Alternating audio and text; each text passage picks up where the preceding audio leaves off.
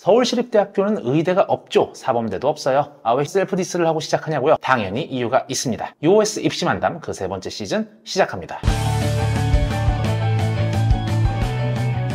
안녕하세요. UOS 입시만담의 이석준입니다. 혹시 교육부 홈페이지 들어가 보신 분 계십니까? 교육부 홈페이지 정책 페이지에서 대학원 교육을 누르면 이렇게 다양한 기본 계획들이 뜹니다. 대학 운영의 기본이 되는 계획들, 지침들이 여기 다 있어요. 다 여기서 먼저 만들어지고 난 다음에 그걸 보고 대학들이 전형을 만들어서 심의를 받고 운영하고 또 그 결과를 보고하죠. 서론이 이렇습니다. 검색창에 기본사항이라고 쳐볼게요. 바로 몇몇 학년도 대학 입학 전형 기본사항이라는 칸이 보입니다. 날짜를 보세요. 네, 이게 2년 예고제의 시작이죠. 대학이 2년 전 4월 말까지 전형 계획을 확정하고 수험생에게 공지해야 하니 그 전형 기본 계획을 짜기 위한 대학 입학 전형 기본 계획을 교육부가 대기업에 만들라고 시키고 그 만들어진 걸 교육부 홈페이지에도 직접 올립니다. 대학은 여기 있는 가이드라인대로 전형을 설계합니다. 그러면 이 전공자율 선택제, 소위 무전공이라고 하는 이건 왜 이렇게 늦게 발표하느냐? 2025학년도 대학 입학 전형 기본사항을 보겠습니다. 거기 이런 내용이 나오죠. 고등교육법에 따르면 대통령령으로 정하는 경우 포함입니다. 어쨌든 이제 5월 말에 모든 대학이 그 대입 전형 기본사항에 맞추고 또 여러 변경사항들을 반영해서 수시 모집 요강을 홈페이지에 공지했습니다. 그리고 전공 자율 선택제에 따라 유형 1 대학 내 모든 전공을 자율 선택할 수 있습니다. 물론 자격증이 나오는 보건의료 사범 계열은 안 됩니다. 니넨 둘 다 없지 않냐고요? 맞습니다. 서울시립대학교도 수시 모집 요강에 이렇게 써놨습니다. 저희는 유형 1을 선택했다는 얘기죠. 자율전공학부로 입학한 자는 2학년 진급시 융합전공학부, 인공지능학과, 융합응용화학과, 첨단융합학부, 예체능 계열을 제외하고 모든 학부과를 선택할 수 있습니다. 자, 그럼 이제 고개를 갸우뚱할 게 하나 더 있습니다. 모든 과를 선택할 수 있다면 근데 왜 자율전공학부를 인문, 자연으로 구분해서 선발하느냐? 진짜로 생으로 뽑아서 아무데나 다 갈 수 있게 해야 진정한 의미의 자유전공 아니겠느냐? 그럼요, 다 맞습니다.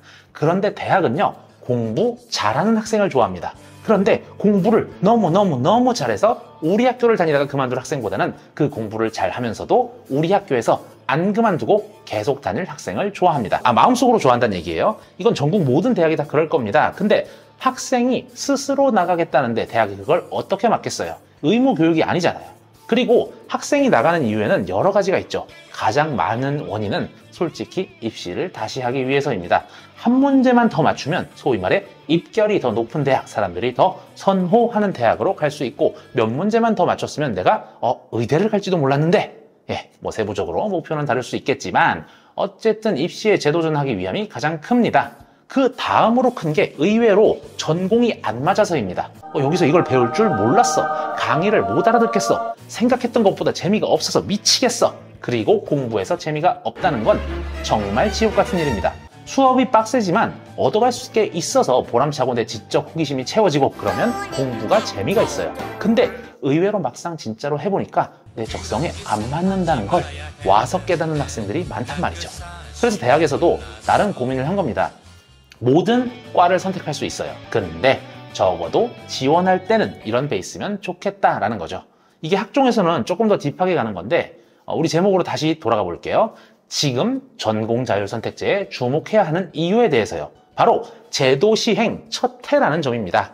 보통 수험생들은 전년도 입결에 주목하고 학교 선생님들께서도 지도하실 때 전년도 입결을 참고하실 수밖에 없습니다. 가장 최근에 바뀐 제도 시행 첫 해가 바로 지역균형 선발 전형이죠. 원래 학생부 교과 전형이라고 있는 대학도 있고 없는 대학도 있었습니다. 그런데 이제 이게 대입 공정성 강화 방안에 의해 의무화되면서 많은 대학이 지역균형 선발 전형, 학교정 추천제로 학생부 교과 전형을 도입했습니다. 그래서 그때 어떤 현상이 발생했느냐? 뽑는 인원은 193명, 198명 별 차이도 없었는데 경쟁률이 확 뛰었습니다.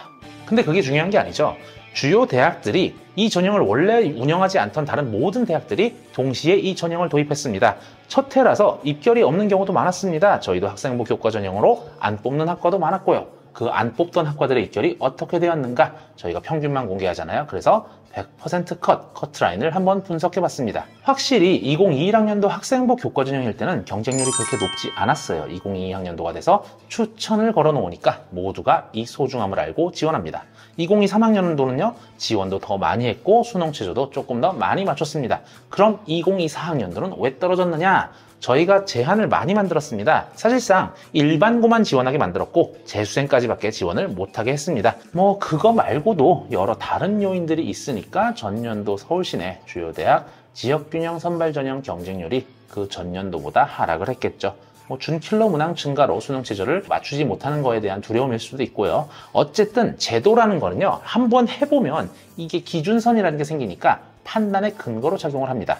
이거 관련해서는 제가 다음 영상인 지역균형 선발 전형 왜 올해가 기회일까요? 라는 주제로 조금 더 상세하게 말씀드리겠습니다. 다시 돌아와서 의외로 이 점 안쪽으로만 합격을 하지 않았습니다. 대학이 전형을 설계할 때 이런 학생들이 왔으면 좋겠다는 생각을 당연히 하면서 설계하지만 그게 어디 뭐 사실은 대학 마음대로 되나요? 그리고 첫 해이기 때문에 대학도 예측을 못합니다. 저도 막 예측 막 적중하고 싶죠. 근데 몰라요. 그렇기 때문에 어딘가에서 빈틈은 반드시 생깁니다. 첫 해이기 때문에 아무도 기준선을 가지고 있지 않기 때문에 빈틈이 생길 확률이 올라간다고 말씀드릴 수 있겠네요.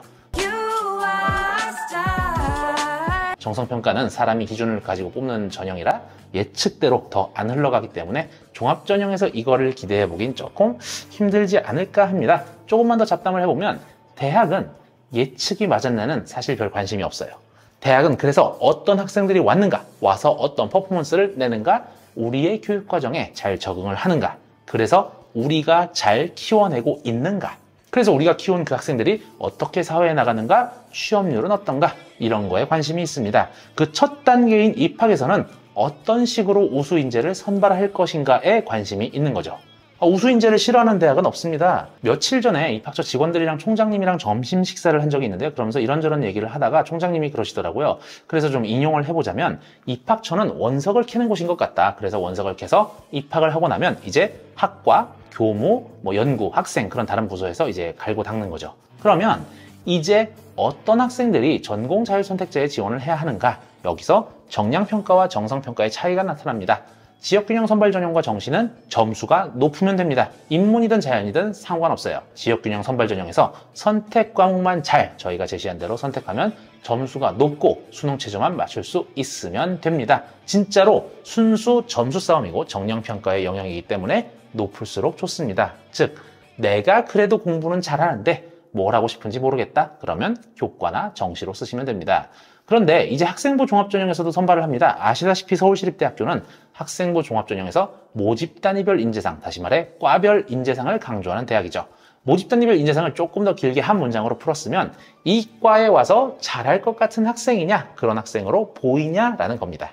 다시 인문계열 인재상, 자연계열 인재상으로 가보겠습니다. 자율전공학부, 인문, 학업 역량, 언어 및 사회교과 성취도가 우수하고 자기주도적 학습 능력을 갖춘 학생, 잠재 역량, 인문, 사회학 분야의 소양을 토대로 사회적 문제에 대한 통찰력과 해결 능력을 갖춘 학생, 사회 역량, 지식과 정보를 유연하게 활용하는 의사소통 능력과 타인을 배려하는 리더십을 갖춘 학생. 이번엔 자연계열 한번 읽어보겠습니다. 학업 역량, 기초, 수학, 과학 교과 성취도가 우수하고 자기주도적 학습 능력을 갖춘 학생, 잠재 역량, 수학적 사고력과 과학적 소양을 토대로 통찰력과 창의적 문제 해결 능력을 갖춘 학생, 사회 역량, 지식과 정보를 유연하게 활용하는 의사소통 능력과 타인을 배려하는 리더십을 갖춘 학생. 이거 두 개를 다시 한 줄로 요약해 볼게요. 인문은 인문계열 학과 어딜 가도 잘할 것 같은 학생을 뽑겠다는 겁니다. 자연은 자연계열 학과 어딜 가도 잘할 것 같은 학생을 뽑겠다는 겁니다. 사실상 계열별 인재상, 계열적 합성이라고 이해하셔도 무방합니다. 그럼 누가 써야 될까요? 특정 전공에 관심이 많은 학생이라면, 그리고 자기가 공부해온 궤적을 보니 모집 단위별 인재상에서 말하는 그 학과 인재가 나인 것 같다. 그러면 자전 쓰지 마세요. 근데 내가 주로 폭넓게 공부를 해와서 이것에도 관심이 많고 저것에도 관심이 많아서 열심히 다 공부를 했다. 그런데 나의 성향이나 관심이 특정 학과라고 딱 짚긴 좀 애매한데 어쨌든 국어, 영어, 사회 과목과 관련된 게 많다. 그러면 자전 인문입니다. 그런 학생들은 저희가 인문계열 어느 학과를 가도 잘 적응하리라고 보는 거죠. 반면 내가 수학, 과학을 다 잘하고 재밌어 하는데 딱히 어느 과를 갈지 모르겠다. 그럼 자전 자연입니다. 전년도까지는 저희가 인문 계열로만 자유전공을 선발했죠. 물론 자연공학 계열로 갈 수도 있었습니다. 단 조건이 있었죠. 올해 입학생은 당연히 그런 조건이 없습니다. 사실 수험생 여러분은 이런 질문을 더 많이 하실 것 같긴 합니다. 제가 전전컴에 관심이 있는데 자전이 왠지 경쟁이 덜 치열할 것 같아서 자전 써도 되나요? 네, 상관없습니다. 전전컴을 쓰고 싶은데 전년도에 공개한 내신 평균보다 낮은 것 같은데 자전을 써도 될까요? 마음대로 하십시오. 그런데 딱히 더 유리하진 않을 겁니다. 왜냐하면 상당수 수험생이 본인과 같은 생각이거든요. 내 관심이 전전컴이든 환경원이든 교통이든 자유전공학부는 그게 중요한 게 아닙니다. 그래서 자연계열 어딜 가도 상대적으로 누가 더 잘할 것 같으냐에만 초점을 맞춥니다. 오히려 어디든 다 가서 공부할 수 있는 능력은 관심사가 아니라 내 성적이 강하게 작용하지 않을까요? 여기서 잠깐 여러분이 지금 배우고 경험하고 있는 2015 기준교육과정은 무슨 목적을 가지고 만든 교육과정일까요? 한번 읽어볼게요. 문이과 칸막이 없는 인문사회 과학기술에 관한 기본 소양을 토대로 미래 사회가 요구하는 인문학적 상상력과 과학기술 창조력을 두루두루 갖춘 창의 융합형 인재를 양성하는 교육과정이라고 합니다. 근데 시간은 한정돼 있고 배울 수 있는 양도 한정돼 있습니다. 정확하게 반반해서 두루두루 다 잘하면 좋겠지만 사실 그게 쉽지 않죠. 그런데 뭔가 한쪽을 어느 정도 잘한 다음에 자기가 필요해서 다른 거를 추가적으로 습득해서 둘 다 잘하는 사람들은 의외로 많습니다. 문과 출신 개발자, 이과 출신 경영자, 이렇게 뭔가 본인의 기본 베이스를 충분히 다진 상태에서 다른 걸 더 배우고 익혀서 융합하는 거죠. 대학에는요, 전공이라는 게 있습니다. 교수 혹은 박사가 전공을 한다고 했을 때는 그 분야의 학술적 전문가라는 것을 의미합니다. 실제 산업 현장 필드에서 동시에 전문가인 분들도 많이 계시지만요. 대학도 분명히 바뀌고 있습니다. 학제 간 공동연구, 자연과학대학 교수님이랑 인문대 교수님이 같이 수업을 개설한다든지 공대를 복수 전공하는 경영대생이라든지 그렇게 대학 역시 분명히 바뀌고 있습니다. 그런데 그 베이스가 되는 기초를 둘 다 잘하긴 쉽지 않아요. 근데 뭔가 하나를 잘하게 되고 자기의 필요에 의해 다른 걸 필요한 것만 같이 배우는 건 동기나 유인도 더 생기게 마련입니다. 융합이라는 거를 반드시 둘 다 처음부터 베이스가 없는 상태에서 완벽하게 잘해야 되도록 해야 된다. 그렇게 생각할 필요가 없다는 겁니다. 두루두루 충분히 여러 학과의 수업들, 교양들을 들어보고 판단하면 됩니다. 그 과정에서 역시 내가 인문으로 해서 지원을 했지만 자연계열 학과를 나의 베이스로 삼는 게 더 좋을 것 같다고 한다면 자유롭게 선택하면 됩니다. 이런저런 얘기들을 많이 했는데 결론적으로 요약해 보겠습니다. 제도가 시행되는 첫 해는 항상 예측이 힘듭니다. 의대가 증원이 됐어요. 근데 그게 이제 의대가 없는 대학이든 있는 대학이든 어쨌든 인원이 증가했기 때문에 어떤 영향을 가져올지 모릅니다. 그리고 꽤 많은 수의 대학이 전공자율 선택제에 따라서 관련 인원을 선발하고 다른 과에서 조금씩 줄였습니다. 첨단학과 인원도 계속 늘어나고 있고요. 순증이라고 하죠. 그러니까 정량평가 위주 전형인 직윤이랑 정시에서는 한번 힘든 예측을 뚫고 나가봄직하지 않냐라는 겁니다. 학종에서는요. 내가 공부를 그래도 좀 했는데 모집 단위별 인지상에 걸맞게 극과에서 요구하는 그런 느낌은 아니야. 심지어 서울시립대학교는 수시에서는 학종형으로 더 많이 뽑습니다. 78명 중 직윤으로는 8명밖에 안 뽑는데 학종, 기균, 사통을 다 합치면 38명을 학종형으로 뽑습니다. 내가 모집 단위별 인재상까지는 아니어도 다른 대학에서 말하는 계열별 인재는 좀 되는 것 같은데 라는 생각이 드신다면 서울시립대 자연정보학부에 지원하시면 되겠습니다. 자, UOS 입시만담 시즌3 그 첫 번째 시간은요. 두 가지 측면에서 전공자율 선택제에 주목해야 되는 이유에 대해 이야기를 했습니다. 이걸 시작으로 10편 정도의 주제로 구성을 해서 계속 업로드를 할 예정이니 많은 시청 부탁드립니다. 댓글을 달아주시면요. 제가 직접 다 보고 대댓글로 답변을 드리도록 하겠습니다. 시청해주셔서 감사합니다.